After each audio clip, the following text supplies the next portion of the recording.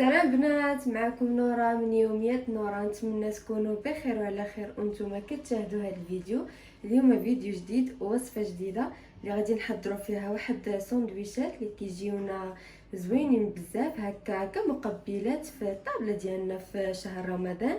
كيجيونا لذاذين بزاف. غادي نصوبوا الخبز ديالهم بالخبز ديال التاكوس، وغادي نرافقوه بواحد الدجاج اللي بلا شابلو غادي نقليوه اللي كيجي مواتي معاه بزاف. من طولش عليكم فيديو وندوزو مقادير اللي عندي هنا واحد 220 غرام ديال الدقيق البيض اللي مغربل من قبل ضروري. عندي واحد نص كيس ديال الخميره ديال الحلويات، غادي ناخذ نص ديالها.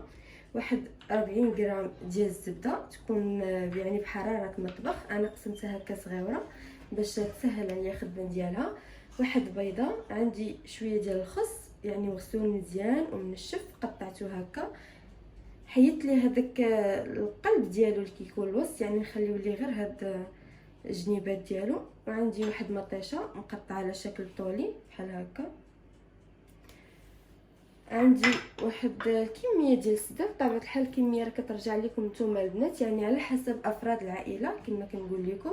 المهم انا مقطعه هكا حتى هو على شكل طولي. عندي واحد نص كاس ديال العنبه ديال الحليب اللي غير هكا دافي جاي البروده ماشي يكون سخون. شويه ديال الربيع. واحد راس ديال الثومه محكوك. عندي فرماج مربى، وعندي ملحه، وعندي بزار تحميره او فلفل احمر. وعندي هنا لا شابلور بطبيعه الحال البنات راه الطريقه ديالو سهله باش يعني كنصاوبوه. غادي نشارك معكم الطريقه ديالو ان شاء الله. المهم انا عندي هنا دابا واجد. عندي الماء ما نقدرش نعطيكم بالضبط البنات يعني القياس اللي غيجمع لي العجينه. المهم انا غادي نحاول نعطيكم بالضبط القياس تنجمعها وغادي نقول لكم. عندي الصوجه، غادي ناخذ غير واحد معلقه حتى معلقه ونص. وعندي زيت الزيتون وزيت المائده. المهم ما نطولش عليكم، غادي ندوزو دابا نحضروا العجينه ديالنا هي الاولى، حيت خصنا نخليوها نص ساعه. خليكم دابا البنات غادي ندوزو نعجنوا هاد العجينه ديال التاكوس ديالنا. غادي ناخذ هاد الدقيق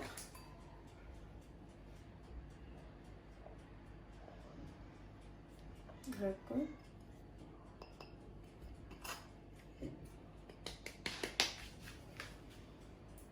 غادي نزيد عليه الزبده.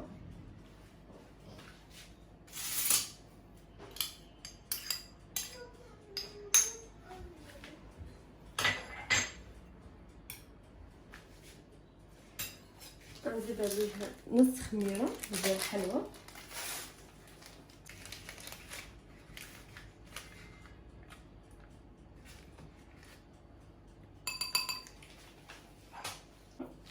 شويه ديال الملحه نبعدها على الخميره ما عامراش.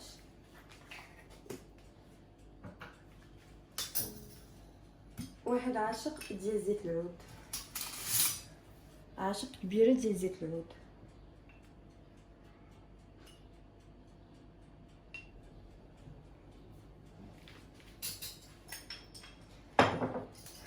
صافي غادي نخلط هذا الشيء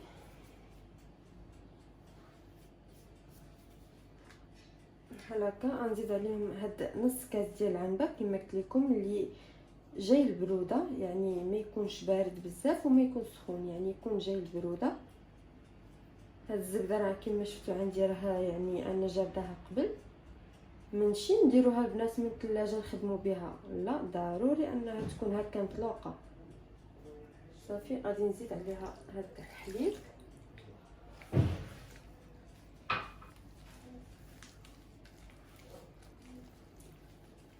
تقريبا راه الماء راه كنزيدو غير واحد شويه، داكشي علاش قلت لكم ما نقدرش نعطيكم القياس بالضبط، ولكن غادي نعطيكم، غادي نحاول نشوف. الا نتوما البنات بغيتو تضاعفوا الكميه ضاعفوها، حيت انا كما كتعرفوا دابا رمضان يعني هادو كمقبلات كندير شويه من هكا شويه من هكا، يعني ما كنبغيش نكثر وعلى حساب افراد العائله عاوتاني. صافي غادي نزيد شويه ديال الماء، واحد شويه هكا، نقيطه بنقيطه، مكثرش. تنشوف هاد القوام ديال العجينه ديالنا ما خصوش يكون يتلصق لينا في ايدينا وما خصوش يكون قاصح، يعني بين وبين. المهم نتوما غادي تشوفوا كيفاش غادي يولي عندي.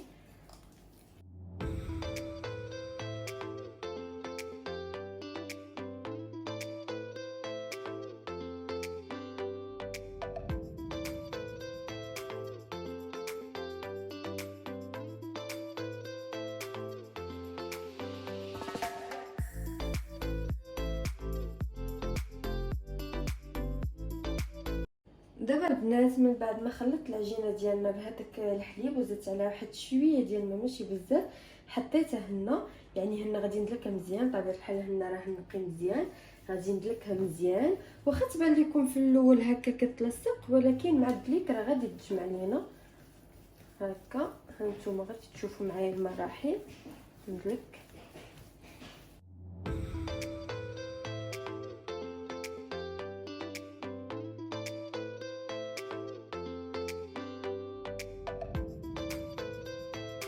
دابا البنات من بعد ما دلكت هاد العجينه ديالنا مزيان كما كتشوفوا، هانتوما كيف كتولي. هانتوما يعني راه ما كتبقاش تلصق لينا. هانتوما هذا هو يعني يعني الحد ديال العجينه اللي خصنا نحصلوا عليه هو هذا كما كتشوفوا. خصها تكون بحال هكا، راه كتجينا رطبه بزاف. خاصكم غير ديروا القياس اللي عطيتكم، يعني 220 غرام ديال الدقيق نديروا معاها نص كاس ديال عنبه ديال الحليب، يعني ما نزيدو عليه ما نقصوه، نص كاس. اما بالنسبه للماء راه ما كتحتاجش من بزاف. و40 غرام ديال الزبده بطبيعه الحال اللي تكون درجه المطبخ. صافي دابا راني دلكتها مزيان كما كتشوفوا. غادي نخليها ترتاح واحد نص ساعه، نص ساعه كافيه، او الا كان عندكم هكا الوقت خليوها تكثر. المهم يعني اي عجينه كتبغي شويه ضروري نخليوها ترتاح، كتكون النتيجه احسن. غادي نغلفها في الالمونتير، غادي نحطها هكا على جنب، وغادي ندوزو نوجدو الصدر ديالنا. بما هي ارتاحت لينا غادي نوجد الصدر ديالنا، نحطوها هكا. غنغسل يدي ونرجع معكم. دابا البنات غادي نوجدو الصدر ديالنا. بما ارتاحت لينا هاد العجينه ديالنا كما كتشوفوا، غادي ناخذ هاد الصدر. انا مقطعه هكا على شكل طولي، غادي نحطوه هنا. غادي نزيد ليه شويه ديال الملحه، غندير القياس بيدي، شويه ديال الفلفل الاحمر ولا التحميره،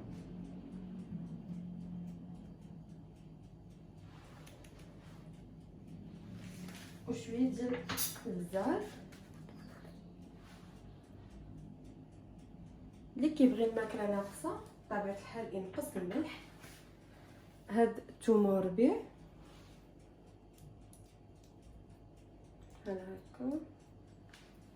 اللي عندها ثومه غبره دير ثومه غبره بحال بحال. غنزيد عليهم شويه ديال الزيت العادي، واحد شويه، حتى 2 معالق هكا كبار.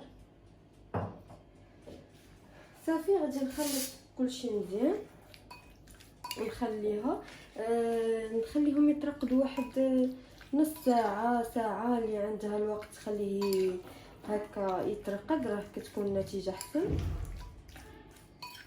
هو قد ما ترقد عندنا هاد الصدر قد ما كتكون البنه داخله مزيان. دابا البنات غادي نزيد لي الصوجه. الصوجه اختياريه، اللي بغى يضيفها يضيفها، اللي ما بغاش يقدر ما يضيفهاش. هكا واحد معلقه كبيره. صافي نخلط مزيان ونغطي عليه هكا، نغطيوه في الالمونتير ونخليه يرتاح. ترقد لينا يشرب هاد الاقامه ورجع معكم. دابا البنات من بعد ما دازت واحد نص ساعه على هاد العجينه ديالنا، غادي نحيدها من هاد الالمونطات. راها ارتاحت لينا مزيان كما كتشوفوا. هانتوما غادي نقطعها دابا هكا. نتوما تقطعوها على القياس اللي بغيتو. انا غادي نخرج منها 7 ديال الكرات.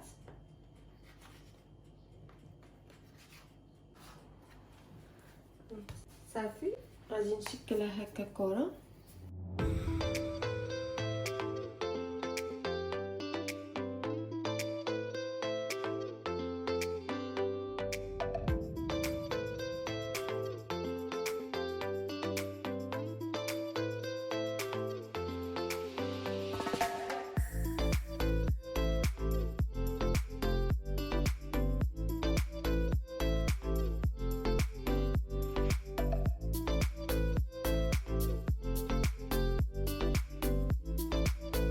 دابا البنات من بعد ما شكلت هذه العجينه ديالنا هكا كرات كما كتشوفوا، راه كتكون لينا رطبه بزاف.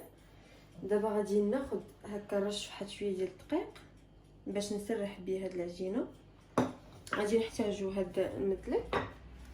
غادي ناخذ هاد الاولى اللي حطيتي الاولى، غنبدا نسرح فيها هكا.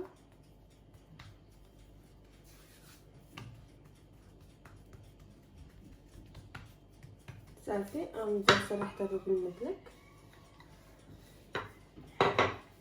نقلب الجهه الاخرى. انا هاد القياس اللي درت ديال الدقيق 220 غرام، راه كيعطيني 7 ديال الحبات اللي كتكون في كل حبه 60 غرام البنات، حيت انا يعني عارفه العبار ديال هاد 7 الحبات شحال كتكون فيهم. كتكون فيها 60 غرام. اللي بغات تجيها هكا هاد الخبز ديال التاكوس كبر، يعني دير هذيك الكره زايده في العبار. المهم انا هذا هو القياس اللي غادي ندير، وانتم غتشوفوه معايا. المهم غادي نبقى هكا نحلف هذه.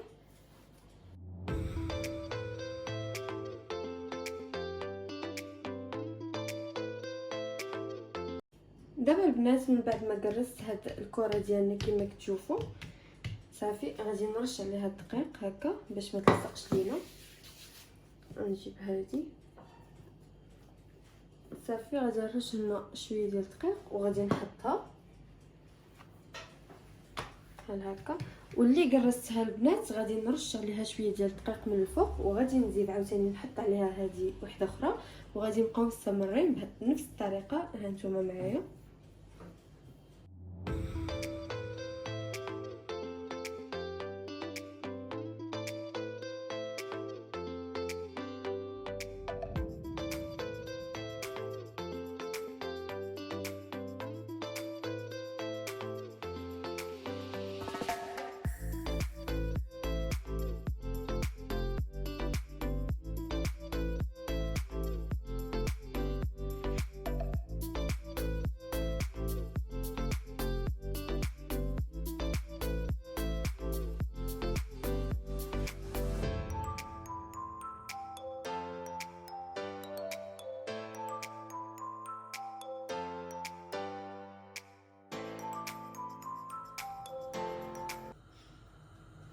دابا البنات من بعد ما كملت هاد التكراس ديالنا ديال هاد الكرات اللي كانوا عندنا، حطيتهم بحال هكا. شعلت على المقله تسخن لينا مزيان في الاول، يعني نسخنوها مزيان.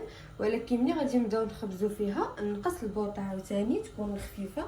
انا هنا راني خبزت شي حاجه كما كتشوفوا. هانتوما شوفوا كيف كيجي. غادي تفرشوا واحد هكا سريبيته نقيه ولا فوطه ولا شي توب ونغطي عليها بحال هكا. يعني اي وحده درتها نعاود نغطي عليها، نحطها هكا على جنب. نخبز معكم هكا وحده بحال هكا. كما قلت لكم البوطه تكون منقوصه في الاول، نجهدوها مزيان البنات تسخن لينا مزيان، عاد باش غادي نقص عليها البوطه. الطريقه ديال الطياب ديالها غادي نقلبوها حتى يبانوا لينا هاد هكا هاد الفقاعات بداو كيتنفخوا كما كتشوفوا. عاد باش غادي نقلبها. المهم هانتوما معايا.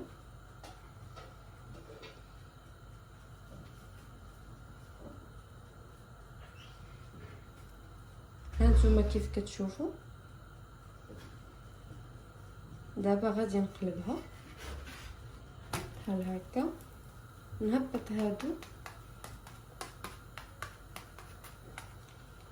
المهم البنات انا غادي نبقى مستمره بحال هكا تنكمل هاد الكرات اللي عندنا اللي جرسنا ورجع معاكم.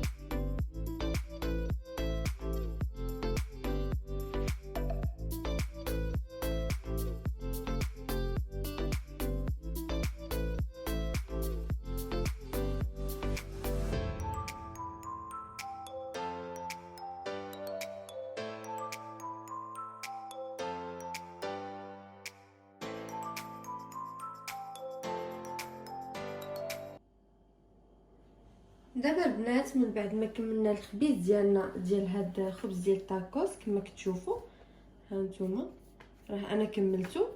غنخليه هكا دابا مغطي وغادي نحطو على جنب. غادي ندوزو نوجدو هاد الصدر ديالنا كما كتشوفوا راه ترقد لينا مزيان. غادي نحطو هكا.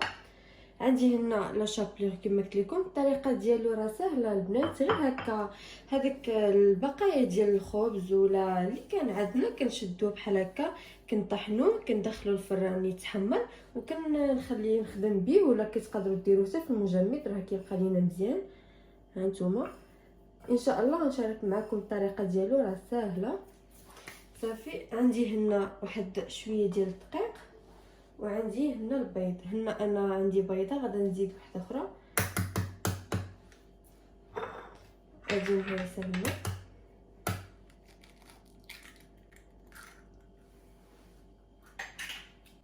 انا عندي هنا شويه البيض صغير، الا كان عندكم بيض كبير راه غير وحده كافيه. نزيد الثانيه.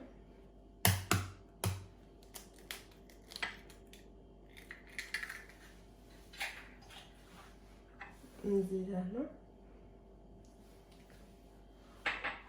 غادي نزيد لها واحد شويه ديال الخل هكا صافي، وغادي نطربها مزيان.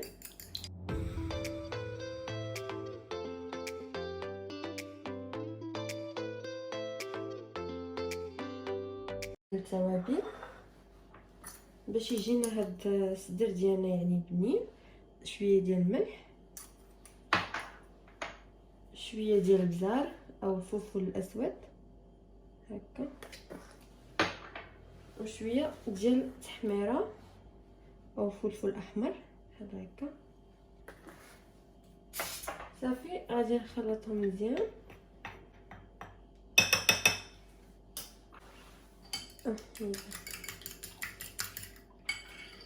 دابا غادي نبدا ناخذ هكا طريفات ديال الدجاج ديال هاد الصدر ديالنا، غادي نحطهم في هاد الفرص هو الاول كما كتشوفوا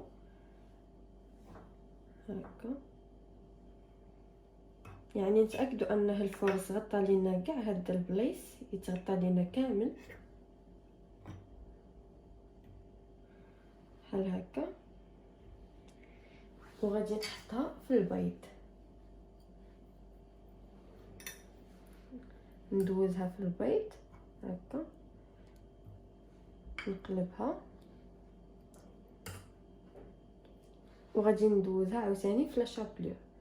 يعني نديروها في الفرص هو الاول او الدقيق الابيض ونتبعوها البيض عاد باش نخليو لاشابلور هو الاخر. طريقه سهله بحال هكا يتغطى لينا مزيان صافي. وغادي نحطهم هكا في واحد التغسيل تنكمل كاع هاد الطريفات اللي عندي عاد باش غادي نبدا نقلي فيهم كما كتشوفوا.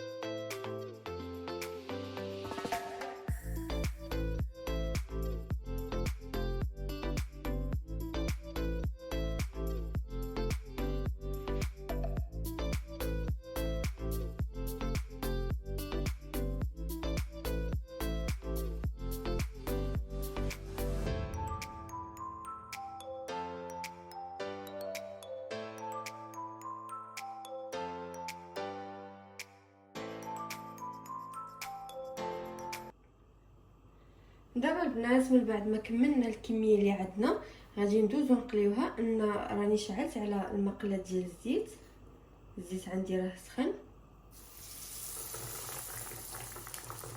بحال هكا.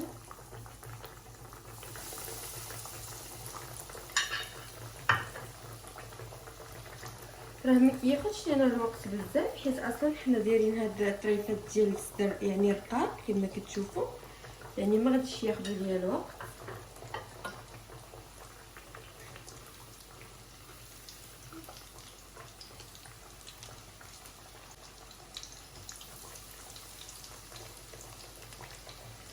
المهم البنات انا غادي نبقى مستمره بحال هكا.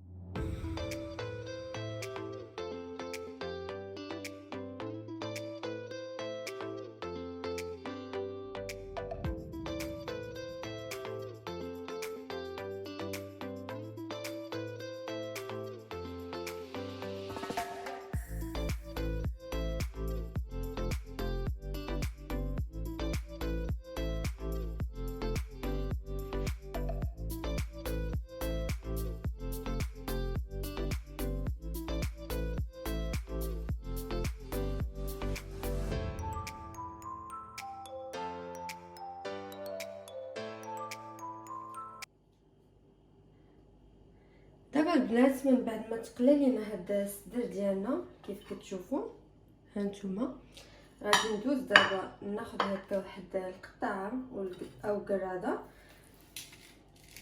غادي نقسمو بحال هكا هكا.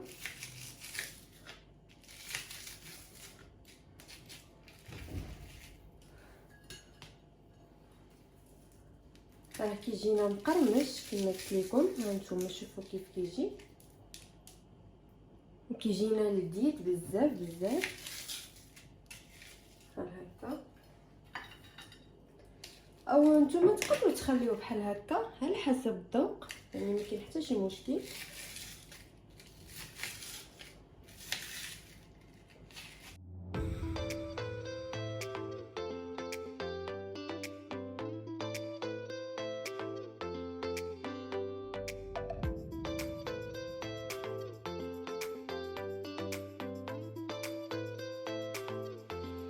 دابا البنات من بعد ما قطعت هاد الدجاج ديالنا، هنا انا البنات راه نسيت ما قلتش لكم عندي هنا واحد الصلصه هكا اللي حاره. بطبيعه الحال نتوما غادي تقدروا تستغناو عليها او ديروا اي صوص كتعجبكم، ما كاين حتى شي مشكل، غير هي كتعطينا واحد البنه زوينه. غادي ناخذ هكا وحده، غادي نحطها بحال هكا، غادي ندير فيها هاد الصلصه هي الاولى او هاد الصوص الحاره بحال هكا.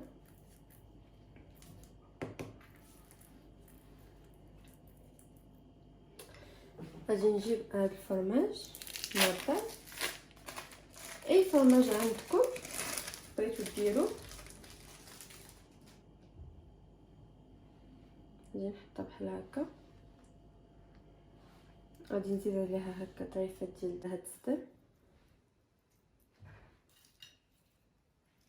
يعني القياس اللي بغيتو. غادي ناخذ واحد شويه ديال المطيشه بحال هكا،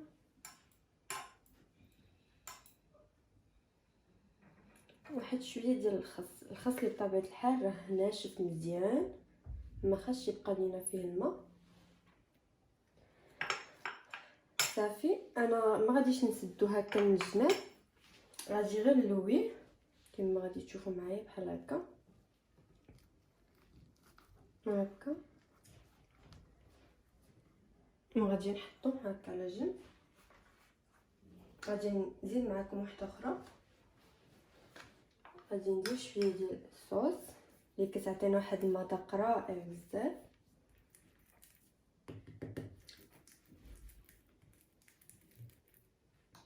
نزيد عليها طريفات ديال الزر،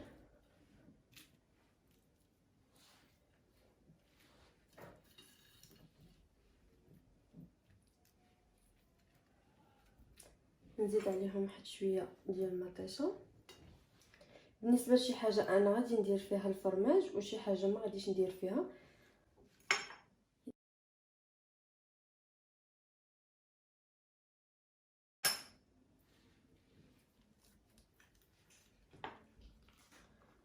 هانتوما راه كيجينا رائع بزاف البنات. نتمنى انكم تجربوه وترجعوا لي كيف جاكم. المهم انا غادي نكمل هاد الكميه اللي عندي ونرجعوا في الشكل النهائي.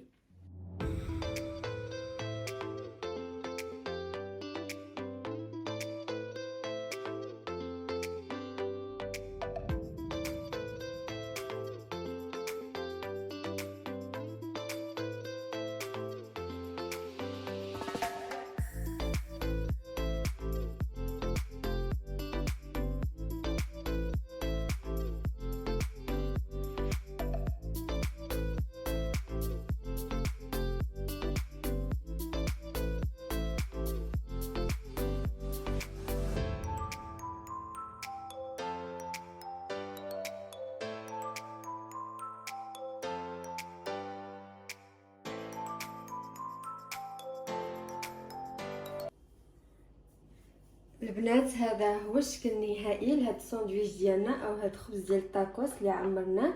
كما كتشوفوا راه كيجينا رائع ولذيذ بزاف بزاف، وراه كيعجب الكبار والصغار، وبالاخص هكا الوليدات الصغار غادي يعجبهم بزاف. الا عجبكم الفيديو ما تنساوش تخليو ليا لايك وديروا ابوني للقناه باش يوصلكم كل جديد، والتعاليق الزوينين اللي بحالكم اللي كيفرحوني بزاف. ونتمنى انكم تشجعوني اكثر واكثر، ونتلاقاو ان شاء الله فيديوهات جداد.